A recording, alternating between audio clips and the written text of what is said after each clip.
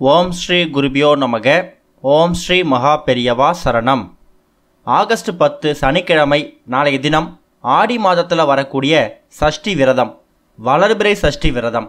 இந்த ஒரே ஒரு மை ஒரு துளி உங்கள் கையில் இருந்தாலே போதும், நீங்கள் நினைக்கக்கூடிய எல்லா விஷயங்களும் உங்களுக்கு வசியமாகும். அது என்ன மை, அதை எப்படி தயார் பண்ணுறது அப்படிங்கிறத பற்றி தெளிவாக பார்க்கலாம். அதுக்கு முன்னாடி நம்மளோட வீடியோஸை இப்போ தான் நீங்கள் ஃபஸ்ட் டைம் பார்க்குறீங்க அப்படின்னா மறக்காமல் சப்ஸ்கிரைப் பண்ணிக்கோங்க.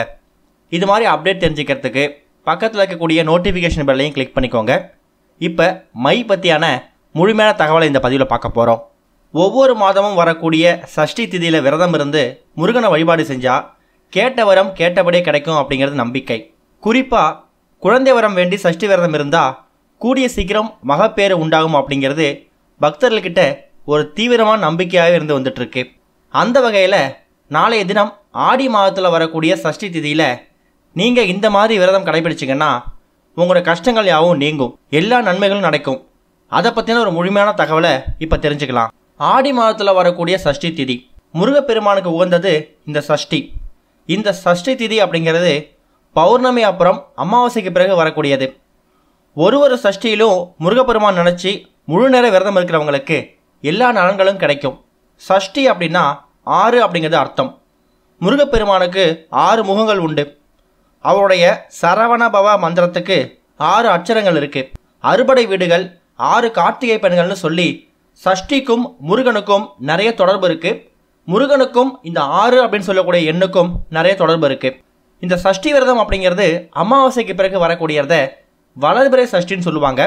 அதுதான் ஒரு மாதம் வரக்கூடிய பெரிய சஷ்டி விரதம்.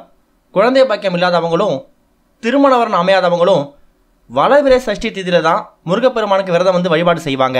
அசுரர்களை அழிக்கிறதுக்கு அவதாரம் எடுத்த முருகன் தன்னுடைய பக்தர்களுக்கு வேண்டின வரங்களை வாரி வழங்கக்கூடியவர். சஷ்டி விரதம் இருக்கிறவங்க நாள் முழுவதும் உணவு எதுவும் எடுத்துக்காம உபவாசம் இருந்து இறைநாமத்தை சொல்லி முருகப்பெருமானை வழிபாடு செய்யலாம். அப்படி நாள் முழுவதும் விரதம் இருக்க முடியாதவங்க, உடல் ஒத்துழைப்பு கொடுக்காதவங்க ஒருவேளை உணவு மட்டும் எடுத்துக்கிட்டு கூட விரதம் இருக்கலாம். இல்லைனா பாலும் பழமும் சாப்பிட்டு விரதம் எடுக்கலாம். ஆடி மாதத்தில் வரக்கூடிய இந்த சஷ்டி விரதம், இந்த சஷ்டி திதி அப்படிங்கிறது எப்போ ஆரம்பிக்குது அப்படின்னு பார்த்தீங்கன்னா ஆகஸ்ட் 10ஆம் தேதி விடியற் காலை 1:44 ஆரம்பிச்சிடுது. அது மறுநாள் ஆகஸ்ட் 11 விடிய காலை 3:36 வரைக்கும் இருக்குது. ஆக மொத்தத்தில் ஆகஸ்ட் 10ஆம் தேதி நாள் முழுக்க சஷ்டி திதி இருக்கிறதால அன்றைய தினம் ராகு காலம், யமகண்டம் இந்த 2 நேரத்தை தவிர மற்ற எந்த நேரங்களில் வேணாலும் நீங்கள் முருகப்பெருமானுக்கு சஷ்டி விரதம் எடுக்கலாம். சனிக்கிழமை ராகு காலம் அப்படிங்கிறது காலையில் 9 மணிலேருந்து 10:30 மணி வரைக்கும், யமகண்டம் அப்படிங்கிறது மதியம் 1:30 மணிலேருந்து 3 மணி வரைக்கும். இந்த 2 நேரங்களை தவிர மற்ற நேரங்களில் நீங்கள் முருகப்பெருமானுக்கு சஷ்டி விரதம் சம்பந்தமான எல்லா வழிபாடுகளும் விரதங்களும் செய்யலாம். அதுபோக இப்போ நாம் சொல்லக்கூடிய இந்த ஒரு மையை நீங்கள் உங்கள் கையால் உங்கள் வீட்டிலையே தயார் பண்ண போகிறீங்க. இப்போ சொல்லக்கூடிய பொருட்கள் எல்லாமே இந்த மையை தயார் பண்ணுறதுக்கு நீங்கள் பயன்படுத்தக்கூடிய பொருட்கள். இதில் 1-2 பொருட்கள் இல்லைனாலும் பரவாயில்லை. முக்கியமாக அந்த மை தயாரிக்கிறதுக்கான ஒரு சில பொருட்களையாவது கட்டாயம் சேர்த்துடுங்க. அப்படி தயார் பண்ணக்கூடிய இந்த ஒரு மையை நாளைக்கு சஷ்டி விரதம் தினத்தில் முருகப்பெருமான் நினச்சி தயார் பண்ணி அதை நீங்கள் பயன்படுத்த போகிறீங்க. இந்த ஒரு மையை தயார் பண்ணுறது மூலயமா முருகப்பெருமானோட அருள் மட்டும் இல்லை, மகாலட்சுமி தாயாரோட அம்சமும் உங்கள் குடும்பத்துக்கு கிடச்சிடும். அது மூலயமா நீங்கள் என்ன நினைக்கிறீங்களோ அது அப்படியே உங்களுக்கு வசியமாகும். இந்த வசியமாகும், அந்த வசியம் அப்படிங்கிற பொருளை, இந்த சொல்ல நிறைய பேர் தப்பாக நினச்சிட்டு இருக்காங்க. வசியம் அப்படின்னா ஏதோ கெடுதல் கிடையாது. கெடுதலுக்கான விஷயங்கள் மட்டும் வசியம் இல்லை. நல்ல விஷயங்களை உங்கள் பக்கம் ஈர்க்கக்கூடியது, நல்ல வருமானத்தை ஈர்க்கக்கூடியது, லட்சுமி கடாட்சத்தை வசியம் பண்ணக்கூடியது எல்லாமே வசியத்தில் தான் சேரும். அப்பேற்பட்ட வசியம் அப்படிங்கிற விஷயத்த நீங்கள் நாளைய தினம் உங்களுக்கு தேவையான விஷயத்துக்காக பயன்படுத்திக்கலாம். இது வரைக்கும் வாழ்க்கையில் தோல்விகளை மட்டும்தான் சந்திச்சு வந்துட்டு இருக்கீங்க அப்படின்னு நினைக்கிறவங்களும் தாராளமாக இந்த மையை உங்கள் வீட்டிலேயே தயார் செஞ்சு அதை தினமும் பயன்படுத்துங்க. இப்போ நாம் சொல்லக்கூடிய பொருட்கள் எல்லாமே உங்கள் வீட்டில் இருக்கக்கூடிய பொருட்கள் தான். இதில் ஒரு சில பொருட்கள் உங்களுக்கு கிடைக்கலனா நாட்டு மருந்து கடைகளில் கண்டிப்பாக கிடைக்கும். அது என்னென்ன பொருட்கள் அப்படின்னு பார்த்தீங்கன்னா ஏலக்காய், கிராம்பு, குங்குமப்பூ, பச்சை கற்பூரம், அதுக்கப்புறமா கொஞ்சமாக அரகஜா. இந்த அரகஜா அப்படிங்கிறது பேஸ்ட் வடிவத்தில் இருக்கும். அரகஜாவை எடுத்த உடனே இப்போ நம்ம சொல்லக்கூடிய முறைக்கு பயன்படுத்தக்கூடாது. முதல்ல கிராம்பு, பச்சை கற்பூரம், ஏலக்காய், குங்குமப்பூ இந்த 4 பொருட்கள் இருக்குல்ல, இந்த 4 பொருட்களையும் சின்னதாக ஒரு அகல் விளக்கு எடுத்து அந்த அகல் விளக்கில் இந்த 4 பொருட்களை போட்டு பச்சை கற்பூரத்தை கொளுத்துனீங்கன்னா அது தீவிட்டு எரியும். அது எரிஞ்சு முடிஞ்சதுக்கு அப்புறமா அதில் கருமை நிறத்தில் சாம்பல் மாதிரி ஒரு பொருள் கிடைக்கும். அது சூடு ஆறுனதுக்கு அப்புறமா இந்த அரகஜான்னு ஒரு பொருள் எடுத்தீங்க பாருங்க. இந்த அரகஜா அப்படிங்கிறது நாட்டு மருந்து கடைகளில் கிடைக்கக்கூடிய ஒரு பொருள். தெய்வீக சம்மந்தப்பட்ட விஷயங்களுக்கு பயன்படுத்துவாங்க. அந்த அரகஜாவை இப்போ பச்சை கற்பூரம் போட்டு கொளுத்தி ஒரு சாம்பல் ரெடி பண்ணியிருக்கீங்கல்ல, ஒரு பவுடர் மாதிரி, அந்த கருமை நிற தூளில் இந்த அரகஜாவை சேர்த்து ஒரே ஒரு சொட்டு இல்லை 2 சொட்டு நெய் சேர்த்து மை மாதிரி தயாரிச்சுக்கணும். ரொம்ப அதிகமாக அரகஜாவையோ இல்லை நெய்யோ சேர்த்திங்கன்னா தண்ணீர் பதத்துக்கு மாறிடும்.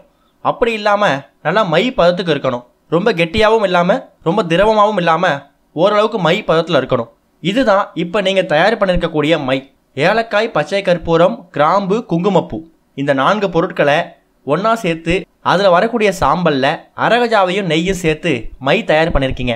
இந்த அரகஜா அப்படிங்கிறது உங்களோட குலதெய்வத்தை வசியம் பண்ணுறதுக்காக பயன்படுத்தக்கூடிய ஒரு முக்கியமான பொருள். அப்படிப்பட்ட ஒரு பொருளை இந்த மையில் நீங்கள் சேர்த்து தினமும் பயன்படுத்தணும். இந்த மையை நீங்கள் இப்போ தயார் பண்ணிட்டீங்க. அடுத்து என்ன செய்யணும்? தயார் பண்ணி சின்னதாக ஒரு டப்பாவில் அந்த மையை வச்சு முருகப்பெருமானோட ஃபோட்டோவோ சிலையோ இருந்துச்சுன்னா, நீங்கள் சஷ்டி விரதத்துக்கு வீட்டில் பூஜை பண்ணுவீங்களே, முருகனோட ஃபோட்டோவுக்கு மாலை போட்டு சந்தன குங்குமம் பொட்டு வச்சு விளக்கேற்றி தீபதூப ஆராதனை காமிங்க. முருகனுக்கு பிடிச்ச நெய்வேத்தியம் ஏதாவது செஞ்சு வச்சு அதுக்கு முன்னாடி நீங்கள் தயார் பண்ணி வச்சுருக்கக்கூடிய இந்த மை டப்பாவையும் வச்சுடுங்க. அந்த மை டப்பாவை வச்சுட்டு உங்களுக்கு இருக்கக்கூடிய வேண்டுதல் என்ன இருக்கோ அது எல்லாத்தையும் முருகப்பெருமான்கிட்ட மனசு விட்டு சொல்லுங்கள்.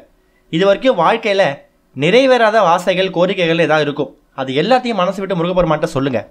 சொல்லிவிட்டு நீங்கள் தயார் பண்ணி வச்சுருக்கக்கூடிய அந்த மையை உங்கள் குடும்பத்தில் இருக்கக்கூடிய எல்லாருமே நெத்தியில் வச்சுக்கலாம். சஷ்டி விரதம் அன்னைக்கு மட்டும்தான் வச்சுக்கணும்னு கிடையாது. இந்த ஒரு மையை தயார் செஞ்சு தினமும் நீங்கள் நெத்தியில் இட்டுட்டு வரலாம். உதாரணத்துக்கு ஒரு பிஸ்னஸ் விஷயமா வெளில போகிறீங்க, இல்லை ஒரு தொழில் விஷயமா வெளில போகிறீங்க, நல்ல காரியத்துக்கு வெளில போகிறீங்க, அது வெற்றி அடையணும்னு உங்களுக்கு ஒரு ஆசை இருக்கும்.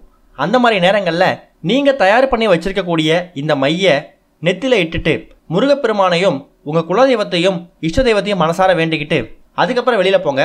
நீங்கள் போகக்கூடிய காரியத்தில் உங்களுக்கு காரிய சித்தி உண்டாகும், வெற்றி கிடைக்கும். இந்த ஒரு வசியமை உங்கள் நெத்தியில் இருக்கிறது மூலயமா தேவையில்லாத விஷயங்கள் உங்கள் பக்கத்தில் நெருங்காது. யாராவது உங்களுக்கு கெட்ட சக்தியோட ஏதாவது விஷயம் செய்கிறாங்க அப்படின்னா அது உங்கள் பக்கத்தில் அண்டவே அண்டாது. அதே மாதிரி நீங்கள் ஒரு பிஸ்னஸ் விஷயமா வெளில போகிறீங்க அப்படின்னா இந்த ஒரு மையை நெத்தியில் இட்டுட்டு போகும்போது உங்களோட திறமை ஒரு பக்கம் இருந்தாலும் இந்த ஒரு மை அப்படிங்கிறது எதிரிகளை கூட நண்பராக மாற்றக்கூடிய ஒரு சக்தி படைத்த மையால் உங்களுக்கு எல்லா காரியத்திலையும் வெற்றி அடையும். நீங்கள் சொல்லக்கூடிய விஷயங்களை மற்றவங்க முழு மனசோட நம்பிக்கையோடு ஏற்றுப்பாங்க. அது மூலயமா உங்களுக்கு தொழிலில் நல்ல வெற்றி, நல்ல லாபம் கிடைக்கும். நல்ல வேலை கிடைக்கணும், சொந்தமாக வீடு நிலம் அமையணும், இது மாதிரி பல வேண்டுதல்கள் உங்களுக்கு அப்படி இருக்கும்.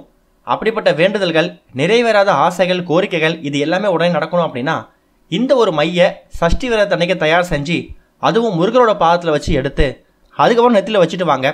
கூடிய சீக்கிரம் நீங்கள் விருப்பப்பட்ட விஷயங்கள் எல்லாமே உங்களுக்கு கிடைக்கும். ஒருவேளை இதில் ஒரு சில பொருட்கள் கிடைக்கல, உதாரணத்துக்கு குங்குமப்பூ கொஞ்சம் விலை அதிகமாக இருக்குது அப்படின்னாலும் பரவாயில்லை, ஏலக்காய், பச்சை கற்பூரம், கிராம்பு இந்த 3 பொருளை மட்டும் சேர்த்து அதுக்கப்புறமா அதில் கருமை நிற பவுடர் தயார் செஞ்சு அதில் அரகஜாவையும் நெய்யும் சேர்த்துக்கோங்க. நம்பிக்கையோடு செய்யுங்க, நல்லவே நடக்கும். ஓம் ஸ்ரீ குருபியோ நமக. ஓம் ஸ்ரீ மகா பெரியவா சரணம்.